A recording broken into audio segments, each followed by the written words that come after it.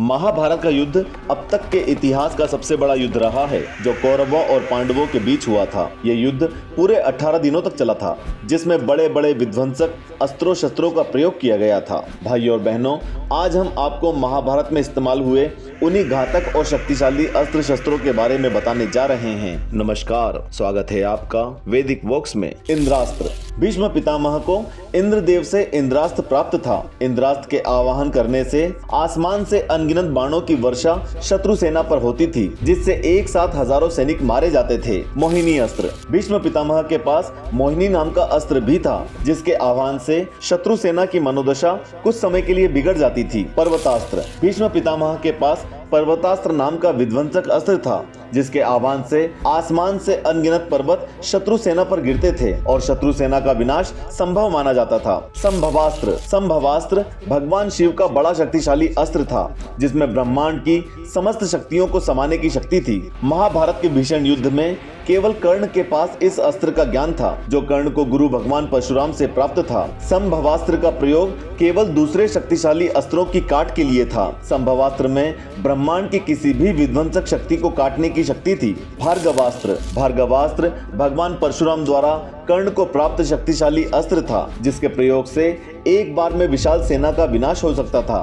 भार्गवास्त्र के आह्वान करने पर आसमान से अनेकों अस्त्रों की वर्षा शत्रु सेना पर होने लगती थी। महाभारत युद्ध में कर्ण ने भार्गवास्त्र का प्रयोग कर पांडवों की एक अश्विनी सेना को समाप्त कर दिया था। पाशुपतास्त्र।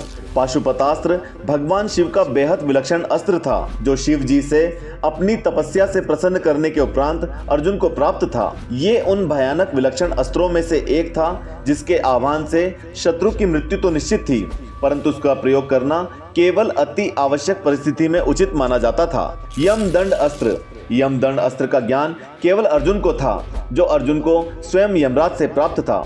इस अस्त्र का प्रयोग भी केवल अति आवश्यक परिस्थिति में किया जाना संभव था। असी तलवार। असी तलवार भगवान ब्रह्मा द्वारा निर्मित भगवान रुद्र का महाविध्वंसक अस्त्र था, जो अस्त्रों में श्रेष्ठ था। इस महान अस्त्र का ज्ञान द्रोणाचार्य को भगवान परशुराम से मिला था। कहते हैं इस अस्त्र का प्रयोग केवल महाशक्तिशाली दैत्यों और राक्षसों पर करना उचित माना जाता था। नारायणास्त्र। नारायणास्त्र भगवान नारायण का सर्व विनाशक अस्त्र था। नारायणास्त्र के केवल दो ही लक्ष्य होते थे।